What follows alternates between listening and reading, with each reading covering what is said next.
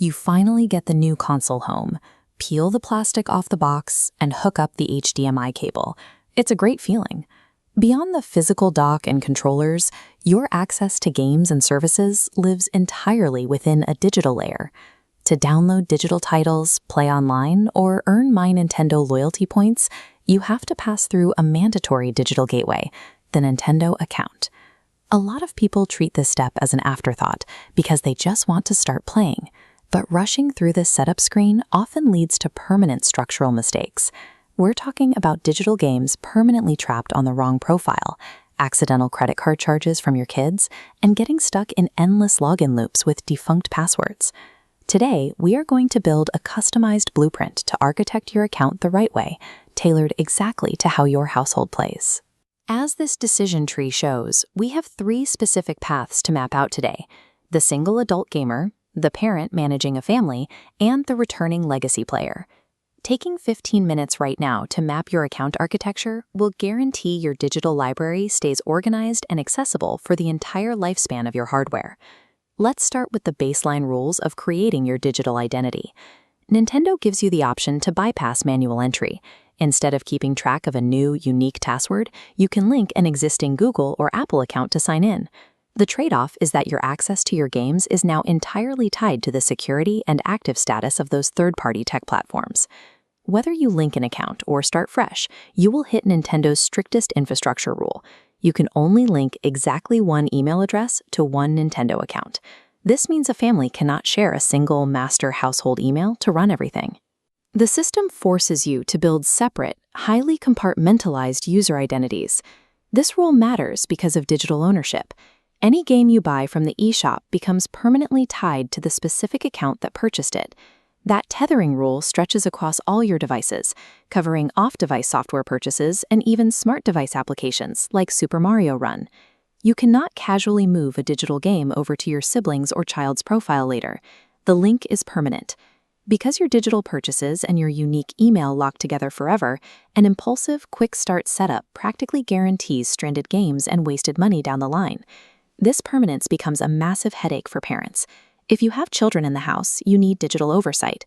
Nintendo requires you to create specialized accounts for children, ensuring compliance with verifiable parental consent laws. Parents actively build these accounts. This hierarchy chart shows the result: a centralized family group dashboard where a master parent account connects to restricted child nodes. You gain absolute control, applying strict eShop purchase restrictions and filtering age-inappropriate content. The trade-off is time. Achieving this level of control requires significant upfront administrative effort. You have to actively build and configure these profiles before you ever hand the console to a child. Configuring a family group feels tedious on day one, but it effectively eliminates unauthorized credit card charges while protecting minors. Our final path is for returning players, trying to carry over their older ecosystem credentials.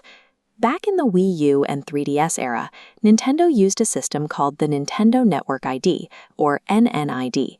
You created your NNID directly on your specific console, and it handled your legacy eShop purchases and older online features. If you try to input that old NNID directly into a modern Switch today, the system will completely reject it. The legacy infrastructure is gone. Nintendo ended NNID eShop transactions in March of 2023 and fully shuttered its online play servers in April of 2024. If you are holding on to those old credentials, you have to let them go.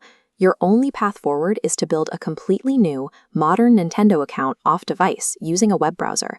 Trying to force your legacy profile into modern hardware just leaves you stuck in a dead-end login loop. You need a clean, structural break from the past. This quadrant chart maps the return on investment for your account architecture.